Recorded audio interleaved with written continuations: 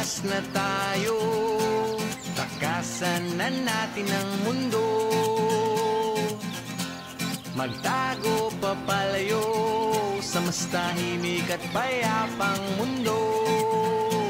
Umubulong ang hanging amihan at huni ng ibon.